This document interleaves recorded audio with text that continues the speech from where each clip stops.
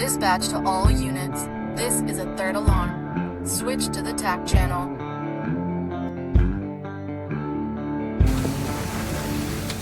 You got water.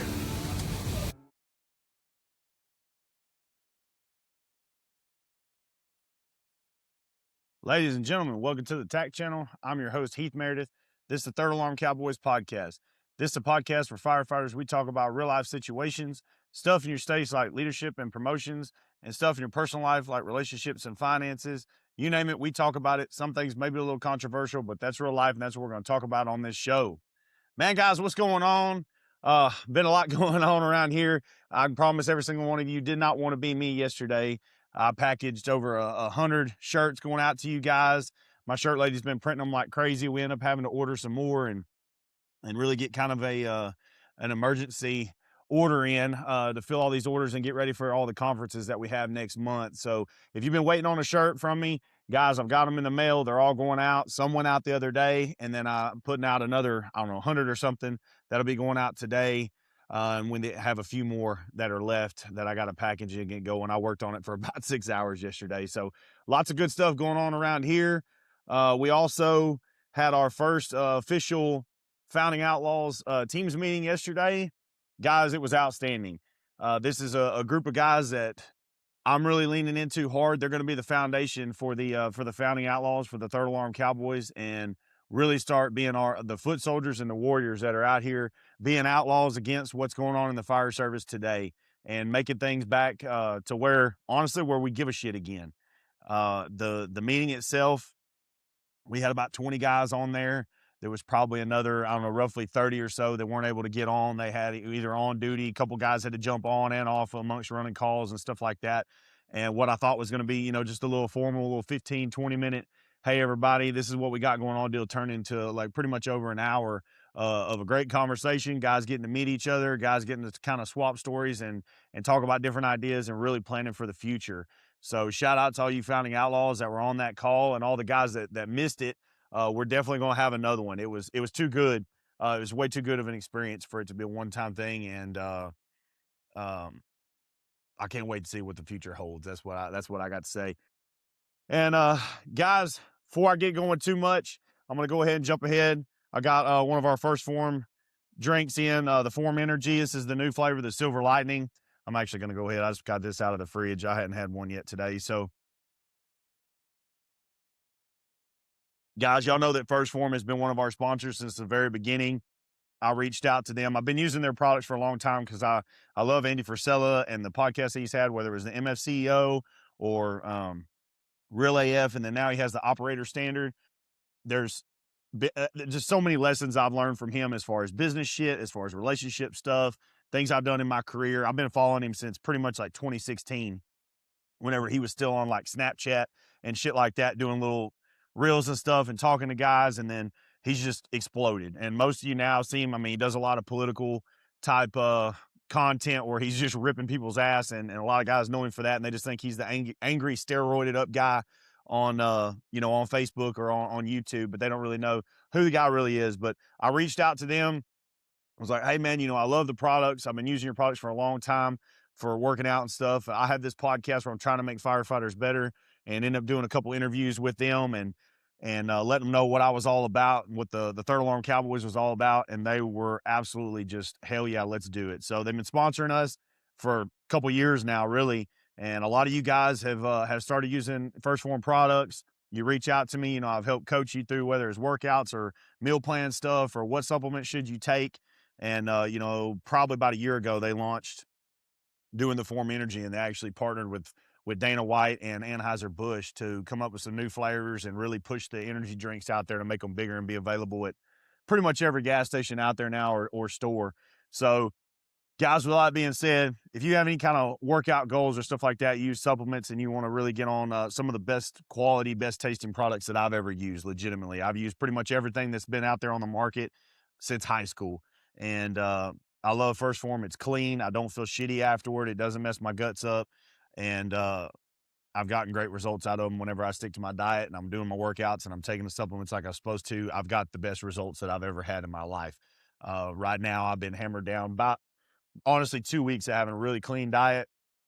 working out every single day and doing well. And so I feel 100 times better. My energy level is through the roof now, best it's been in a long time. So if that's all something that you're interested in, want to know more about, you can hit me up and I'll shoot you in the right direction on whatever products that you need. Or, if you just want to go on there and order and you already know what kind of stuff you want a pre-workout or you want energy drinks, whatever it is, go to firstform.com/third alarm cowboys. That's the number one ST. Form is PHORM.com/third alarm cowboys. And that way I get credit for it.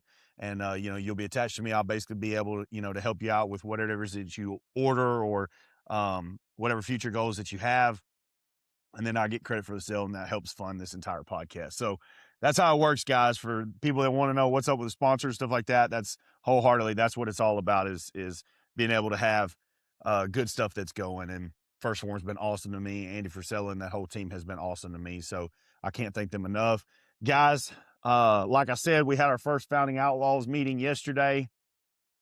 So much came out of that. I'm going to have to kind of digest a lot of the things that we talked about, a lot of things we discussed and planned for the future.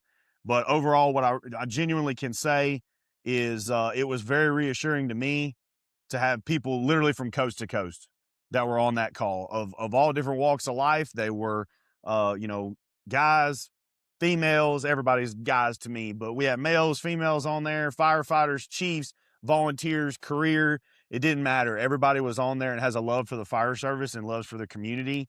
And I cannot wait to see what the future holds for this group and what we're going to be able to accomplish. My goal, and like I told them yesterday, my goal is no matter what conference anybody goes to in this nation, whether it's a firefighter conference or any kind of training event, something like that, that there's a guy there repping one of these shirts, repping one of these Founding Outlaw shirts. And for everyone else to then know that that person that's wearing that shirt stands for something. They've been vetted.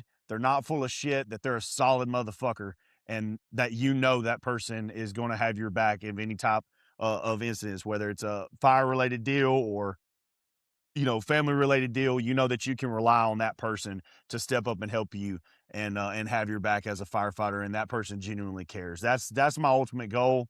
And it's going to take plugging away and getting guys that keep holding us true to the line and start bringing in more folks. And that's really what the direction I think it's going to go with the Founding Outlaws. And we're already kicking it off, man. Having conversations last night. Different guys are already teaching. We already have, guys that are doing this that have been teaching classes, and now they're going to be a Founding Outlaw wearing this shirt teaching class, whether it's building construction or rescue classes or pump ops classes. It's fucking awesome. I cannot tell you how awesome it is to be around a group of people that really genuinely give a shit.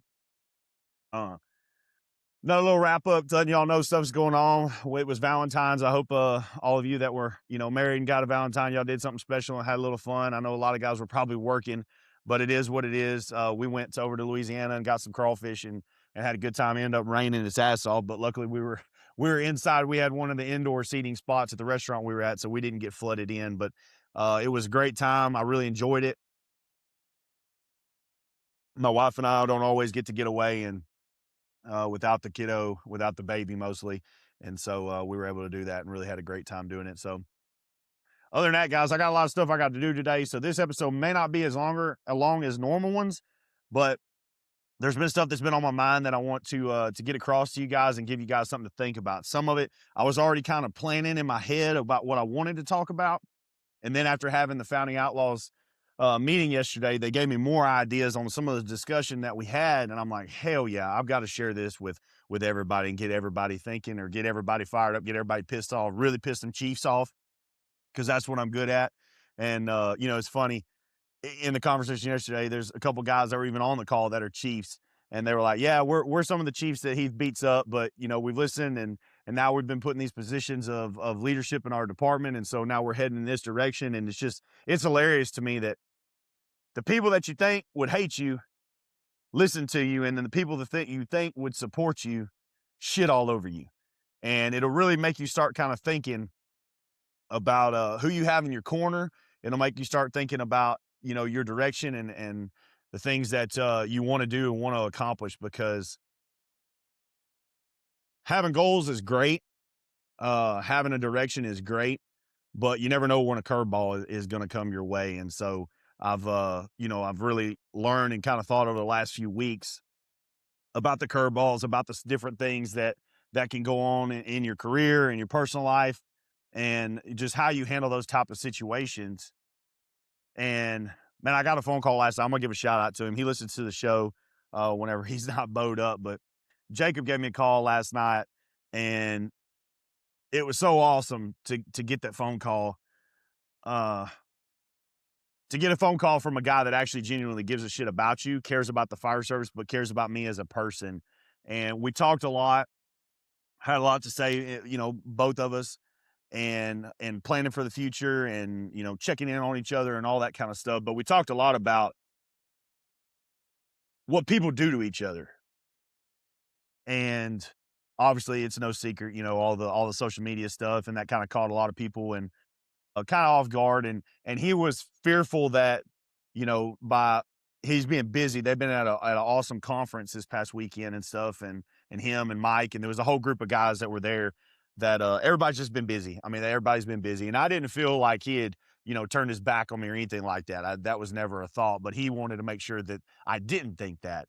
And you know, having guys in your corner like that, having people that genuinely support you for you and your mission, and try to help you through the dark times and getting guidance and making sure that you're not losing who you are is so damn vitally important.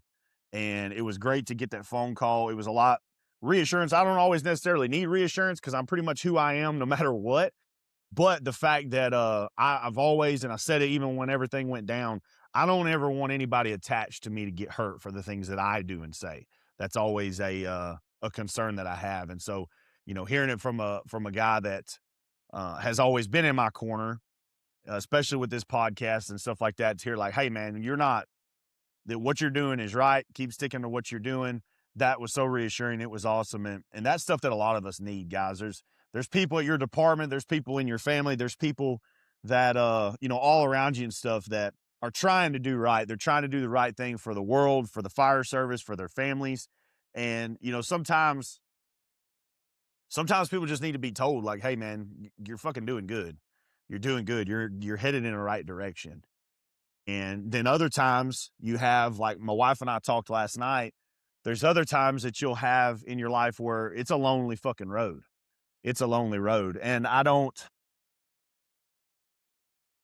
shy away from that. I've always kind of felt that ever since high school and stuff like that. I'm not saying like I was antisocial. I was pretty social. I was all about the parties and the girls and everything like that. But sometimes even with all that going on, you still kind of feel out there kind of on your own.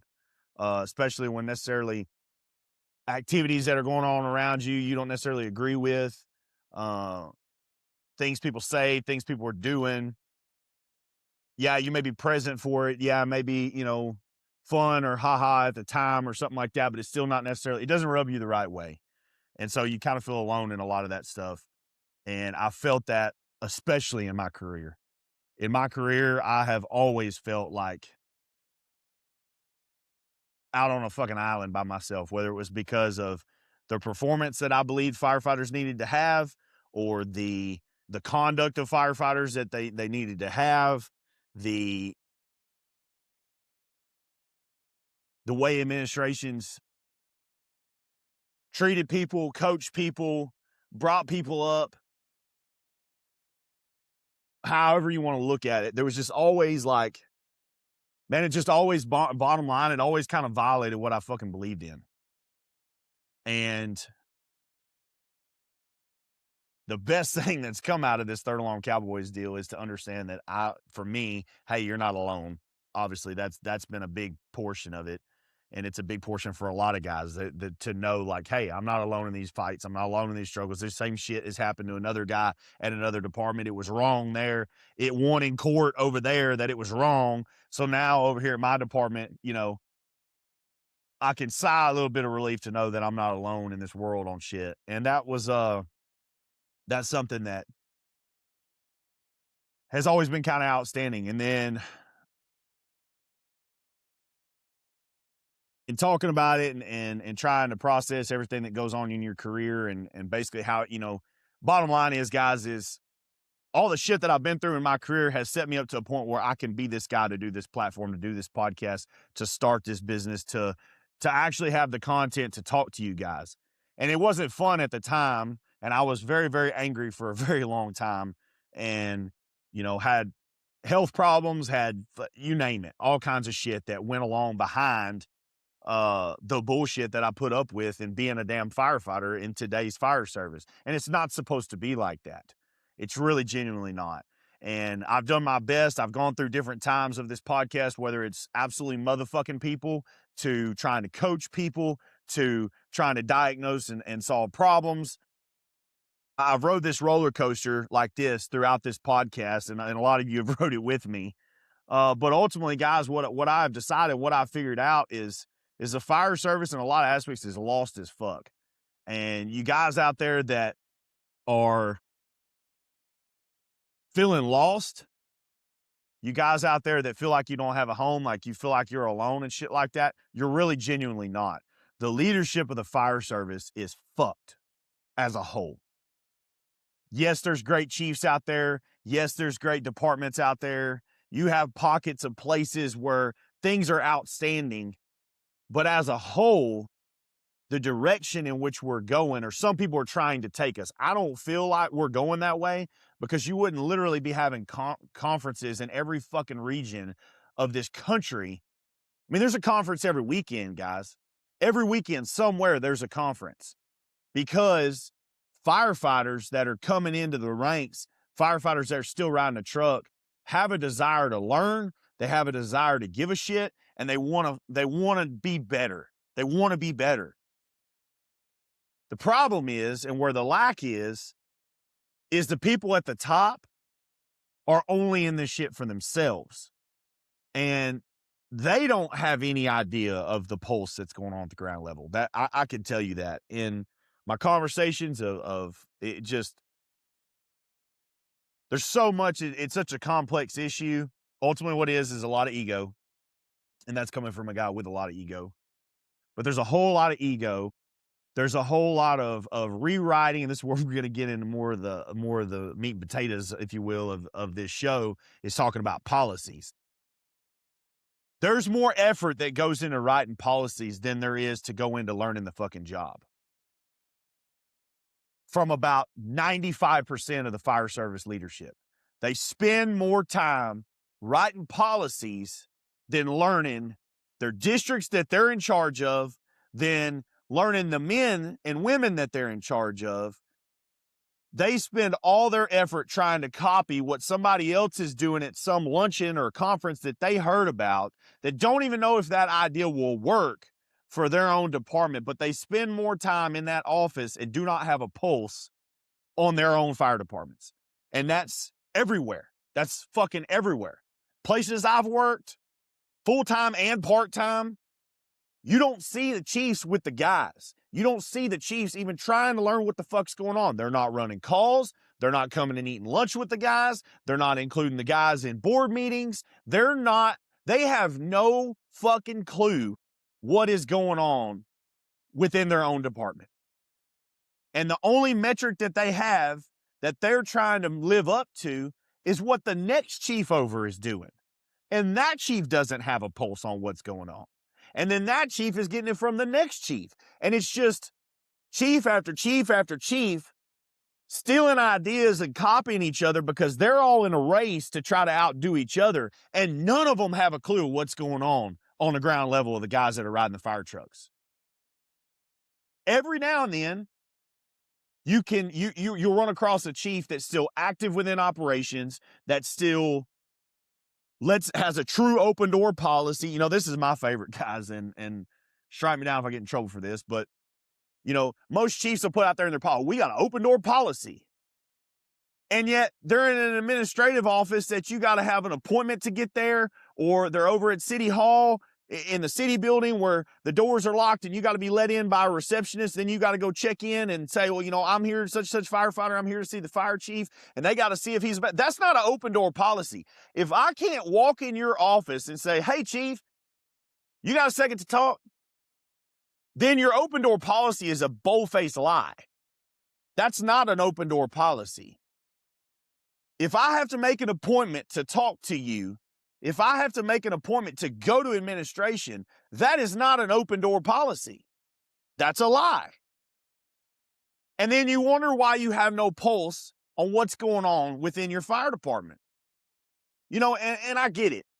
City of Houston Fire, Houston Fire Department, a firefighter that's out on the very far end of town out there at a substation at the end of the district is not going to downtown Houston to go to the administrative building and walk into Chief Munoz's office. That's fair. I get that. But why the hell can't that district chief that's over that district go down there? And some do. Don't get me wrong. Some do. I mean, Chief Phillips was, before he retired, was legendary about going downtown and telling the chiefs just exactly what the hell was going on. But he also had the ability and the power. That's why guys in his district, they got shit done. That's why you always heard about that district having a say-so in the department. Same with Chief Mo Davis. He had no problem going down there and telling them, like, hey, over at 68th District, we need this, this, and this. This is what's going on. This is what. So the chiefs knew what the hell was going on in those districts because those chiefs did have an open door. They made an open door. They kicked that bitch down and made the door open. They didn't take, hey, we need an appointment for an answer.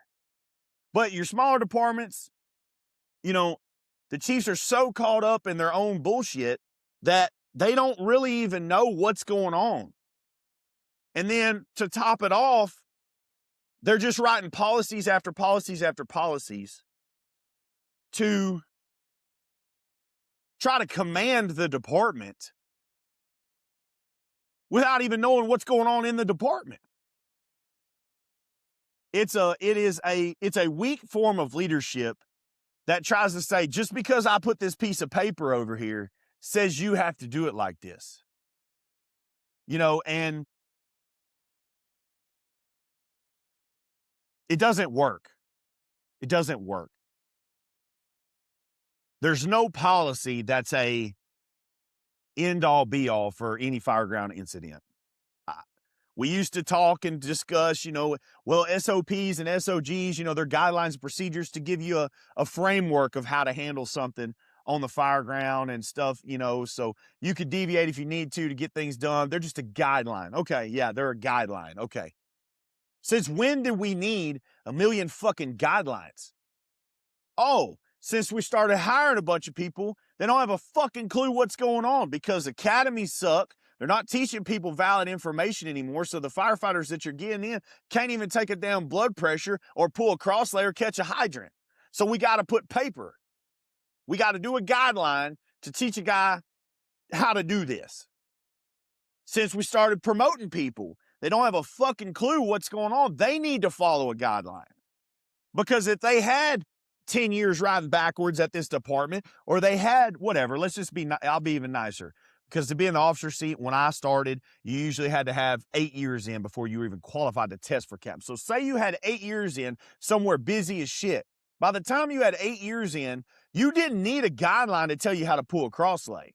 You damn sure didn't need a guideline to tell you how to handle, you know, a single-story residential structure fire. Now, you might have needed a guideline if it was some super complex hazmat deal where you had multiple mutual aid companies coming in and you needed a guideline to kind of sort of handle that complex of an incident.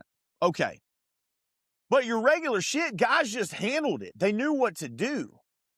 But see now, and this was brought to my attention in the call last night. So I'm going to deviate a little bit from the track I'm on right now, but we'll get back to it. But this is where a lot of the hatred for my policy shit comes from. Because we've reached a point in the fire service where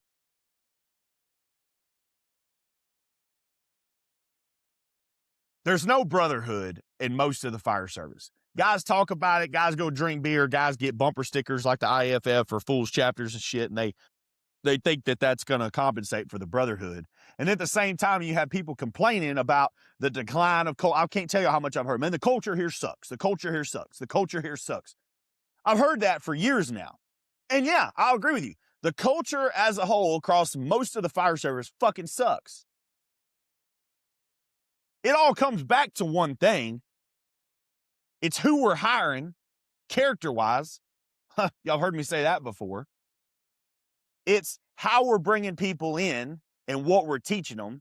You know, prime example, I'm going to keep beating it up until I start seeing guys get their goddamn ass to the station.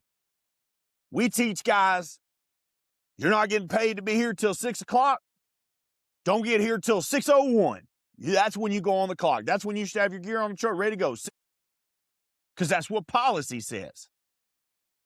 The Brotherhood says it's bullshit for a guy to catch a call at 5:50, especially on a place that runs an ambulance, like most of the places I've worked. They catch a call at 5:50, and now they're stuck going to the hospital. They won't get back and get off work on time. They'll be 2 hours late because they got to go transport because your ass was too selfish to get there 10, 15 minutes early. Myself, what I believe in is 30 minutes early. 30 minutes earlier, you're fucking late. You know? And it's hard to enforce that when you have officers, chiefs, everything up to the top says, no, by God, you need to get here whenever you're paid to be here. And that's what the lawyers will tell you too. And that's where I cross that line. I understand the difference between legal, by the book, and brotherhood. And there is a difference. The difference is you're not getting paid till 6 o'clock, but you're doing the right thing behind your brother that you want to call brother when you're shaking his hand in the morning. Hey, morning, brother. But you're not doing the right thing by them whenever you're getting there late and they get off work late, which means they don't get home till later in the day. They don't get to take their kids to school. They don't, all those different things. You're fucking them over.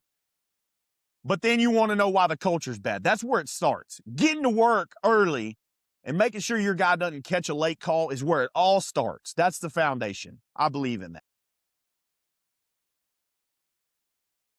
Officers out there, chiefs out there that aren't trying to push that narrative, stop being a piece of shit. You are the example that guys follow.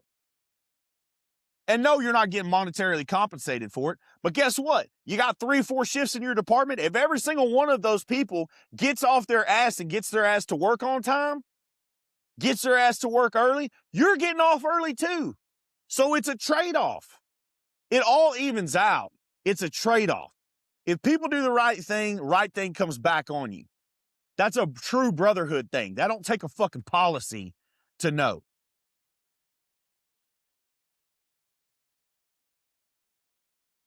Try not to lose my shit on this. It really pisses me off.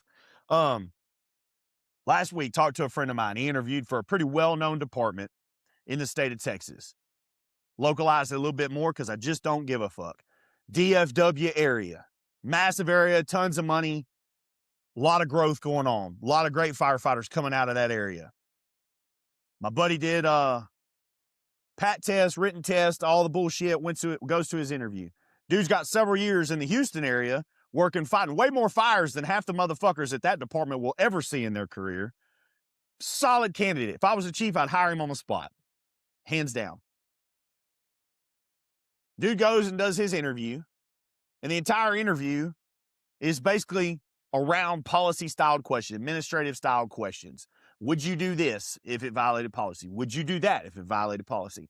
But one thing that he said that really fucking stuck out to me, and where we're fucked in today's fire service because of the leadership and the people at the top, because of who they're hiring, who they're putting in positions, and now the guidelines in which they're hiring people in a hiring process by, is fucking us. And at the same time, you want to say, oh, the culture's bad.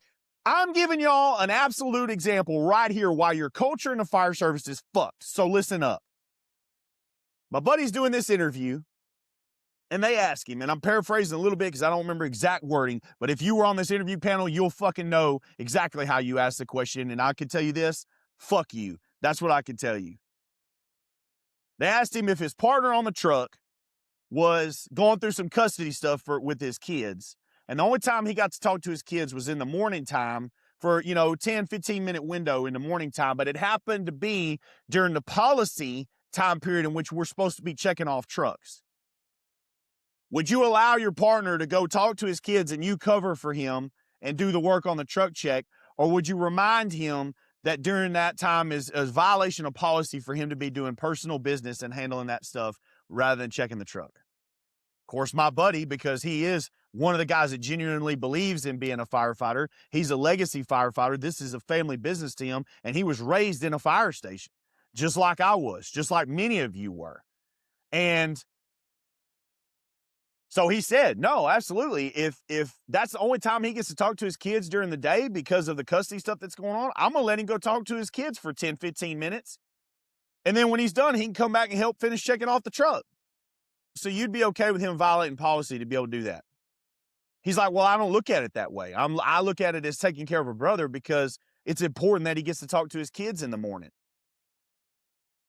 My buddy fails this interview. There were several more questions like that, but that one particularly stuck out to me because I've been that guy.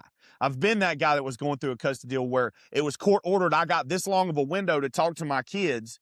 And so I don't give a fuck about a policy. I don't give a fuck about a fire chief. My entire life and a reason for existence and coming to this goddamn department is so that I can be and provide as a father. And fuck you and your policy for thinking that a policy should dictate when I can talk to my kids. Yet here in 20 minutes, I can catch a run that could be the death of take my life. And that 10-minute phone call I got with my kid is going to be the phone call they live on for the rest of their lives. Fuck you. Everyone that believes in that kind of shit has no reason to wear a fucking badge or to ride on a fire truck. I'm getting fucking mad. If you genuinely believe that a policy is that damn important over a guy getting to talk to his kids during the allotted window because of a custody issue, then you are the biggest piece of shit that I've ever met in my fucking life. It's not okay. And yet, people have the audacity to have the conversation with me about culture. That right there is where our culture's fucked. That's where our culture's fucked. Because fire chiefs are so disconnected. The fucking NFPA, the fucking IAFF, dudes that ain't rode a truck in 30 fucking years are out here pushing these statutes and policies and bullshit out here. And they're forgetting a bare minimum specific thing about how important family is. And, we discussed in the Founding Outlaws phone call yesterday where some of this potentially could be coming from. We stopped hiring firefighters. We stopped trying to make firefighters. And we just literally started trying to make policy compliant individuals because that's how fire chiefs think that they can CYA. Well, I'm going to tell you guys where we're fucking up is when now states are putting out and the nation data is coming out where we're having more civilian fire deaths than we have in years past. What we're doing is not fucking working. Because you're hiring pieces of shit that if it ain't on a fucking, I don't have paper over here, it ain't on a piece of paper, they can't do it. And what resemblance of good guys that give a shit about their family. If a motherfucker don't care about his family, then he damn sure ain't going to care about the community or the other guys that ride on the truck with them. If their kids mean nothing to them, you sure as fuck don't mean nothing to them. They're in it for the ego and the clout of being a firefighter. It's a selfish thing for them. We're the fire service. But if they don't care enough about their own kids, there's nothing on this planet that they care about more than themselves. So it's not a form of service to them at all. For them, it's a form of power and ego and stature of getting to say that they're a firefighter till they go on to the next thing that could gain them power and shit, which, all you gotta do is watch fucking Fox or CNN or any of these, and you'll see what happens with people that are chasing power. Next thing you know, they're on an island raping kids because they just want more power. What we're doing is not working. And it starts in a damn interview where you're literally telling a guy that it's wrong to choose to talk to family and kids over a policy. Disgusted. If I go to a conference, I better never run into the people from that and hear them trying to defend that behavior. I don't care. You're in your right mind. You've allowed the lawyers and the biggest pieces of shit to get in your head to think that someone's kid doesn't matter that much. I don't care.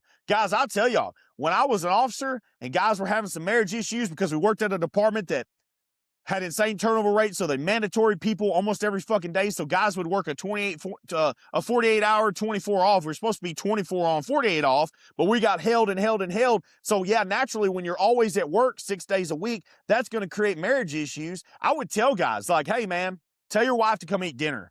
Tell your wife and kids come up here and eat dinner. I can't help and I can't control because this chief is absolutely terrible. I can't control that you're getting mandatory, but what I can control is the time spent with your kids. So bring your wife, bring your kids, bring them to the station. It sucks. I know it's not ideal. You're not getting to go home, but at least you get some quality time with your family. Where is that mindset? Why would we put someone on an interview panel that doesn't care about someone's family and then try to tell me they care about service? That's a fucking joke.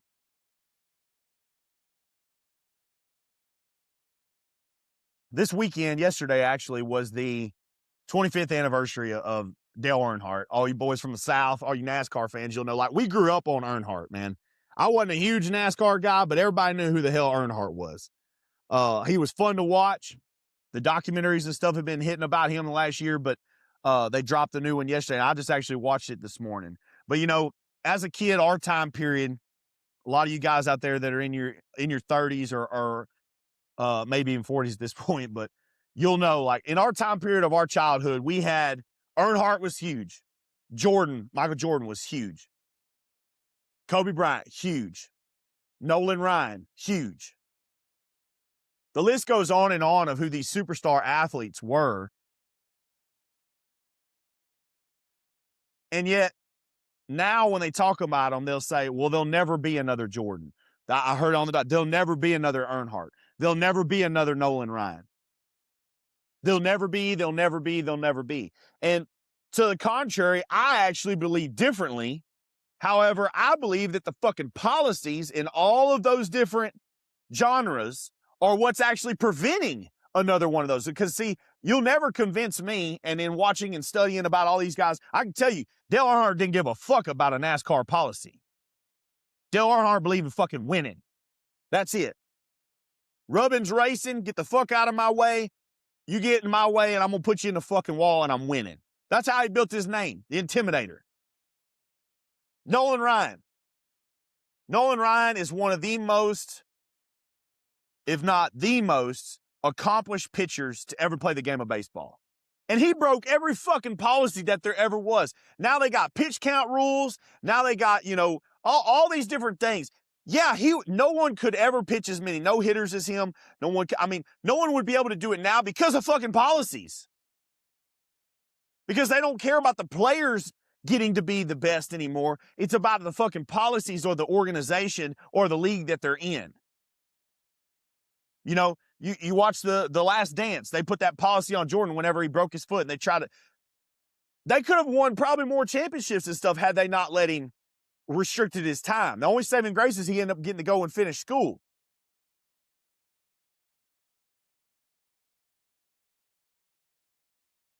And what do we have today? We got LeBron in basketball. You know, baseball, so we don't even have American players in the top list of baseball rock stars anymore.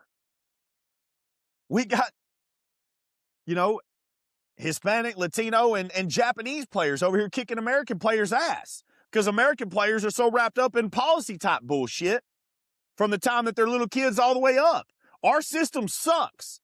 The select ball leagues, the tournament ball leagues, they suck. You watch recruiters talking about, like, by the time in the next 10 years, we will not even be recruiting. The MLB will not even be recruiting American players anymore because the American baseball system, from the time guys are in T-ball up through college, is such dog shit. Their kids are either blown up, their arms are blown up, they're hurt, they're worn out, or they're not that good. So what we're doing ain't working, but that's the policies of American baseball at this point in time.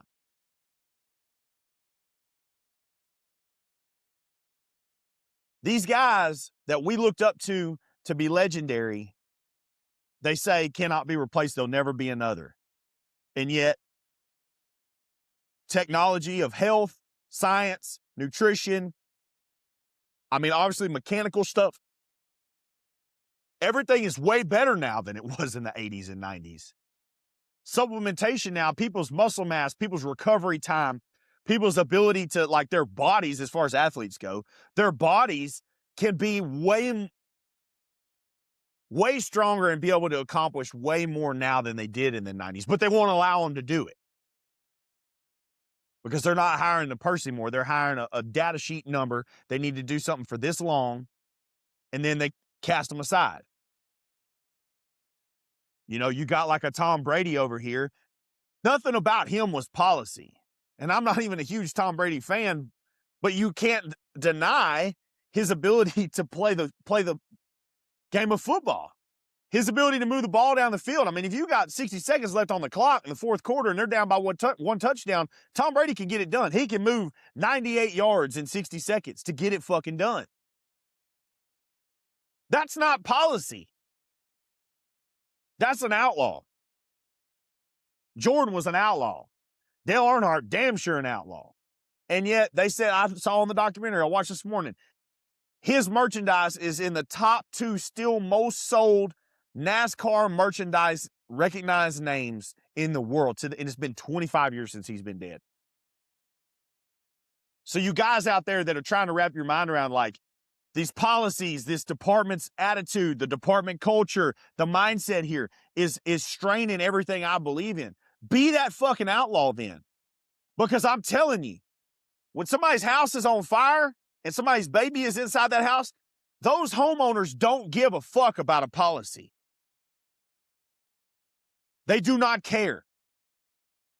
And I'm going to tell you, as a guy that's been in that type of position before, if you're faced with following a policy or doing what's right by the community, doing what's right by that victim in that fire, or doing what's right by that person in that medical call, whatever, and you decide patient life over department policy, you can hold your head high at the end of the day knowing that you did what's fucking right.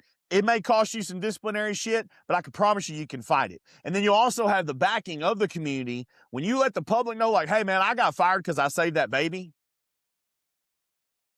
and you do everything right by the community, people will stand up for that shit. People will defend it because that's what they expect. There is no end-all, be-all policy to what we do.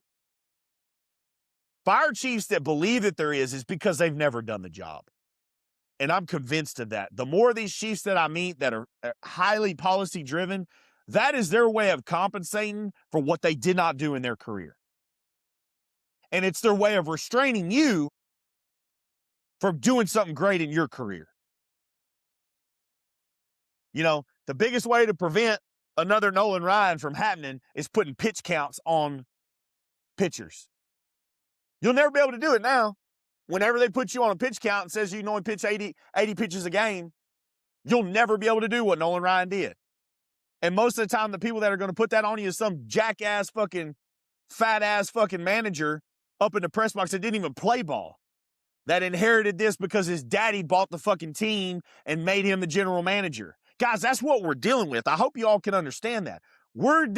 Fire chiefs are the general managers of the fire service that their daddies gave them the position, figuratively. Their daddies gave them the position, and they never even played ball. And you can call the daddy be the city manager, that's their buddy. You can call the daddy be the ESD board, fire board president, that's their buddy. They did not earn it. They did not put the time on the field to earn that general manager position. So at the end of the day, the only thing they can do is try to make policies to dictate what they don't know. Because they don't know. They don't have a pulse of what's going on. They can't read the game. They don't have a fucking clue. Now, you know, every now and then you'll find a damn rock star that can put together a Chicago Bulls team like Jerry Krause did. His little fat ass wasn't playing no damn ball. But he could put together a winning team until his ego started getting in the damn way, and then he destroyed that winning team because he couldn't stand it any longer because the credit wasn't for him. And that's what I see with too many of these fire chiefs. They have to have the credit. It has to be on them. If you want the credit for being so badass in operations, then come out of that office and go get your ass on a fucking truck. That's the deal. They want it to be them, but they're not willing to come out and put the work in for it to be them. They didn't put the time in coming up through the ranks. And I could spot this shit from a mile away, guys. You will always, the more you guys travel, the more guys that you meet, stuff like that, you will always be able to recognize the people that worked their way up through the ranks, that put the time in, that worked their ass off, and then they ended up becoming a chief. Because most of the time, those guys, they say, yeah, I went to, I didn't want to come offline. I didn't want to come off a shift, but it needed to be done. Somebody needed to step up. So I swallowed my pride and I went and did it. You can always spot those and you can always find those. Then you can always find the ones that have been hunting a chief spot since day one. They went to a slow station or they rode an ambulance. They hid from making fires. That's the truth. They hid from making fires or having the response. They went to I'll make Captain. I went to dispatch. And then I waited till the next chief's test I was eligible for. And then I went and tested for chief. So you were never a captain on a fire truck. You were a captain in dispatch. And now you're a chief riding the flight car, trying to make decisions on the fire ground. That's a fucking joke.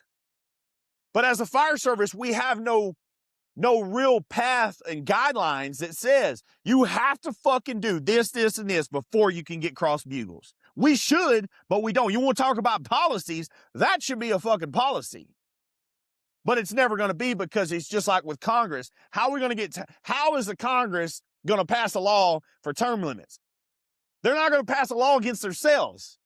That's what we're dealing with fire chiefs. They're not going to pass a policy against themselves. So this is what you got to do. You got to fix it at the ground level, guys. You got to do what's right. And if you're on that interview board and the chief gives you some bullshit thing to ask, a guy that said you scoring fucking good, the chief ain't even in the room. Yeah, this dude's rock star, fucking top scores, 100. This guy believes in brotherhood. Here you go. The chief don't have to fucking know. Far as the chief knows, yeah, we're hiring a policy compliant little nerd. But you know, and the rest of the board knows, we just hired a brother. We have the best equipment. Today's fire service has the best equipment that's ever existed. Trucks, gear. I love the post that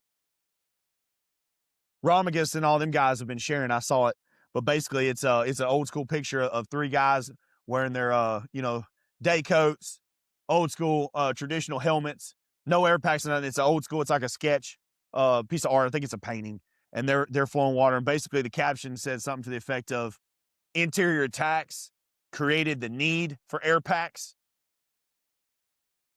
and so now we have air packs, but guys are trying to get out of doing interior attacks. You have a fucking air pack to go inside. It's that simple. You have the gear you have. We're not wearing, Class B pants and a fucking Class B shirt under a day coat and hip boots anymore with no air pack. We're given full 100% covered protection. That's the best that's ever been made. The highest flame resistancy that's ever been made today to go inside. How is that so complicated to understand? So any place or any chief that writes a policy trying to stop you from going inside, stop buying fucking gear. Stop buying gear and air packs. Stop pretending to be a firefighter. They're not going to do that because they've been pretending all along. They've been pretending all along. So now they're in that chief spot and they're trying to write policies to make you pretend too. Because the more you do, the worse it makes them feel on the inside. We talked in the beginning about being alone. These guys at the top are the most alone ever because they're living on a lie. And it's okay to be in a chief spot, get forced into it. There's a lot of guys I know that, grow in departments and stuff like that. They ended up in a chief spot way before they were ready. But it was just the department was quickly growing. Somebody had to do it. They didn't want some dude from the outside that didn't know the area to come in, so they got forced in that position. It's okay. Own that. Don't try to create policies to restrict the rest of your guys to your level. Make your guys go far surpass you. And then just own the fact, man, like, yeah, dude, I became a chief way younger, way faster than I was ready to. And I missed out on a lot of opportunity to get to do a lot more operations. But I'm going to do the best that I can in this position to advance my guys. Own the shit. From the very beginning, own the shit. It's fine. You're not alone. There's plenty of other chiefs out there that's the case. But for the chiefs out there that they know, they feel it. They feel that they didn't do their job. They feel guilty for not doing their job. Stop passing policies and shit to restrict your guys to your level. You should always want, just like we should want our kids to live a better life and to do better than we did in regard, you should want that. It's the same at the fire department. You should want your firefighters to be better than what you are, to do more than what you did. You should want that. And if you don't, you have the problem. You have the problem. That's something that I think everybody needs to take a good hard look in the mirror. Stop comparing yourselves chiefs, stop comparing yourselves to the other chiefs. Get a pulse back on what's going on in your fucking department. Get a pulse on what's going on in your community. I know you all see the pre-plans and this and that, whatever. Okay, but it's not just a 4-story apartment complex that's being built in your district. What's the demographic moving into that 4-story apartment complex? Is it HUD housing? So I'm going to tell you, this is some shit, but it's just the fucking truth. If it's a HUD housing complex, that place is going to generate way more calls for your guys. It's just the nature of the beast. Poverty creates job security for the fire service, and especially EMS. Do you even know that? Do half the guys listen to that? Do you even know that? Fires happen in poverty-stricken areas. Medical calls damn sure happen because these people don't have insurance unless it's Medicaid and Medicare. They don't always have access to a doctor, so they treat the ER like their primary care physician. Anytime they have anything, they're going to the ER. What does that mean? That means a 911 call, which means your guys are rolling there. There's apartment complexes in my district. EMS goes there 3, 4, 5 times a day, the same apartment complex. So what does that mean? Fire does too. So it's not just a pre-plan on a spreadsheet in your office. It's a living, breathing thing in your community that's going to have effect on your guys.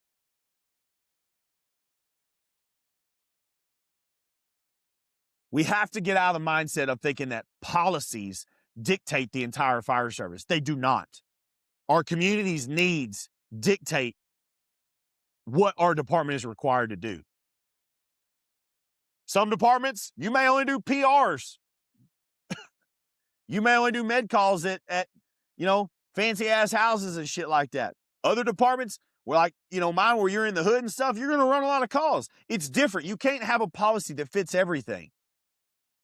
We have to get out of that mindset, because when I hear stories about interview questions being policy driven against the true brotherhood, and then you turn around and want to know why the culture is dead in the fire service and why nobody gives a shit anymore and why you can't fill your ranks and why people are not coming into this industry and why.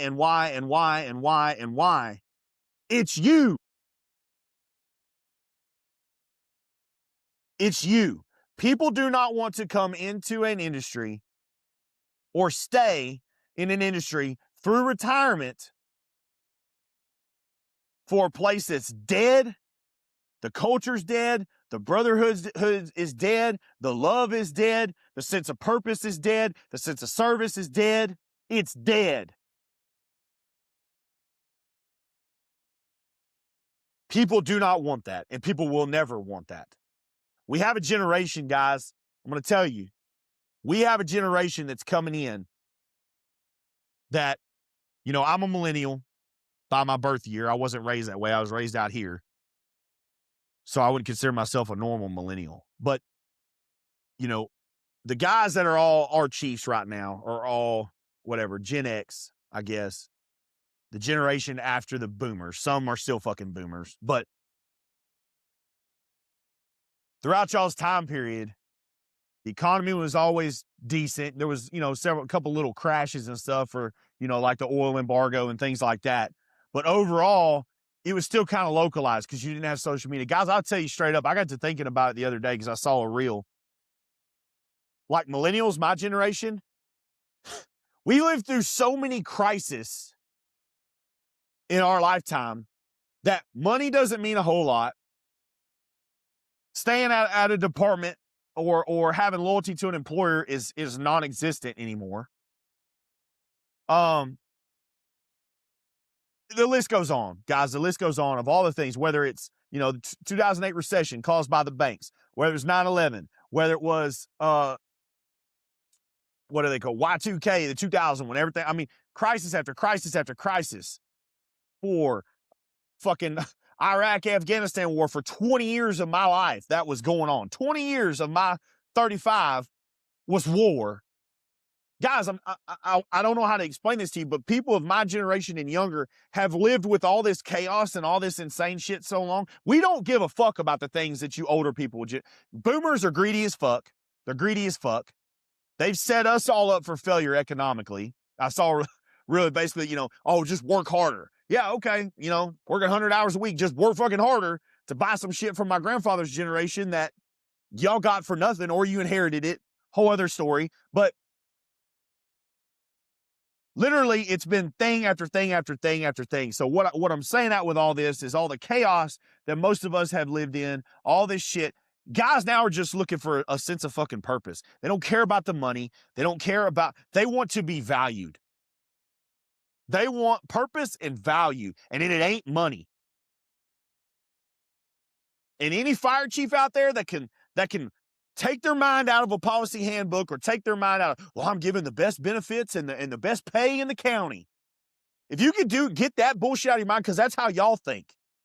Because that's the way boomers and Gen X is all about money and benefits. That's what you were taught. Go somewhere, work there for 30 years, retire with benefits, get for, your pay raises. That's how y'all are wired. But what y'all don't understand is the damn game has been moved for us. We can't make enough money to live the quality of life that y'all do unless you own a damn business, a very successful business. We will not be able to make enough in the fire service that y'all run to live the same quality of life that y'all had coming up in the fire service. That's a statistical fucking fact.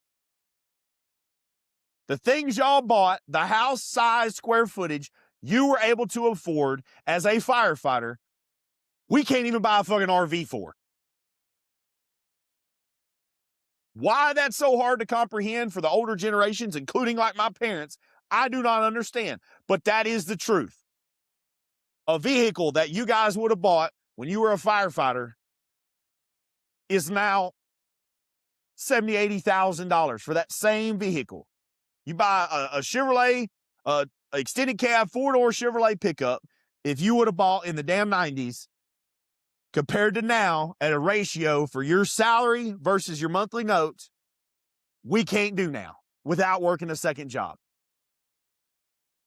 And you can call it living beyond your means. You can call it whatever you want to, but the deal is the same Chevrolet dealership that's been right here in my town has been right here in my town longer than I've been alive. And you're not going to tell me that the same vehicle place that my dad bought vehicles from in the fucking 90s, now all of a sudden that same place is living beyond my means. That's bullshit. It's bullshit. It's fucking bullshit.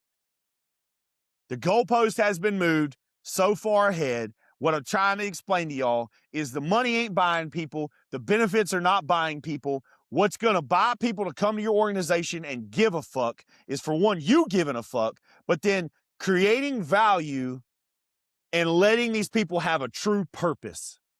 Not just telling them, shut up and sit over there in the corner and follow these policies, or that's your job. When you put that out into the world that all you're doing is hiring a pulse and a certification, that's all you're going to get back. You're going to get back a pulse and a certification. Now, if you put it out there that I have value in you, you mean some shit. I'm proud to have you here. I'm proud to have your family here. I'm hiring you and your family, and I want y'all to invest in this place and care about this department and be here for the next 30 years if you want to before you retire. If you put that out, you're going to get that back. If you put out, I'm hiring you because you have a certification and I need an ass in a seat, and I'm going to pay you good for it, but you need to follow these policies, but I'm going to pay you good. You're creating a culture that is not going to amount to jack shit. And where I don't understand how that's so difficult to grasp, just look around. Look around at the departments. It all comes back to giving a shit. It comes back to giving a shit. It's not that hard, but that's literally what we're dealing with, guys. So with that being said, I'm going to leave y'all with that. I'm going to leave you with, it's okay to be an outlaw. It's okay to be an outlaw. If you want to be the Dale Earnhardt of the fire service, if you want to be the Michael Jordan of the fire service, fucking do it. You know, the question got asked. One more thing I'll say. Question got asked yesterday, you know, one of the guys from the Founding Outlaws, great guy, I met him in person in Tennessee. He's gone and trying to learn, going to conferences, getting some certifications, really trying to expand his knowledge. And he's a former military guy that came to the fire service later in life after a career in the military. And dudes at his department are beating him up. I don't know what you're going out here getting all this for. You're just trying to, you know, make yourself look important. He's like, no, I want to know the knowledge. I want to be good at my job. I want to be able to answer that call when it's a oh shit, off the wall emergency. I want to know how to be able to solve that. So that's why I'm going to do all this. That's what every single one of us should be striving to do. You should never be able to get caught with your pants down and just standing there like a deer in the headlights because you don't have a fucking clue. And I'm going to tell you guys, you dudes that memorize the policy handbook and think that that's all it takes to be a fucking company officer, you are a fool. You're an absolute fool, because when you're stacked with that, I got a picture yesterday, 18-wheeler on top of 18-wheeler with a vehicle smashing between them that's on fire, that has multiple people trapped inside the vehicle that are burning alive, people trapped inside the 18-wheelers while this other vehicle is burning alive. That policy handbook will not fucking tell you how to handle that situation in enough time to save those lives. And if you think it will, you're a bigger fool than even I can wrap my mind around. Critical thinking, having a character and a attitude of service to truly save lives is the only thing that will get you to do your job on that day. You don't have time to think. You don't have time to try to scan the book. You don't have time. You have time to react and get shit done. Between those people being alive or those people being dead. And they may end up hurt, but you still may save their life. If you know what the fuck you're doing and you're trying. Policy handbook will never be able to solve that problem for you. That's a you thing. Guys need to look inside themselves, figure out why they're really here. Figure out why they're really here. That being said, guys, y'all be sure and get your shirts ordered, man. We have the blackout outlaw edition of the Fist Fight shirt. I've already sold tons of them. I got a bunch of them going out today, like I said, and I have more that'll be coming in this week that I'm going to be shipping even more. We'll be at March Mayhem first of next month, Lift first of next month. If you do want one of those conference exclusive shirts, you better get on there and order, because they're only going to be up a couple more days on the website without us being able to. We still got to be able to get them printed and made up for you guys. So with that being said, everybody, thirdAlarmCowboys.com. If you're interested in one of our training programs, whether it's hands-on or my lecture to come out to your department, shoot me an email, thirdAlarmCowboys@gmail.com. We'll see you on the next one.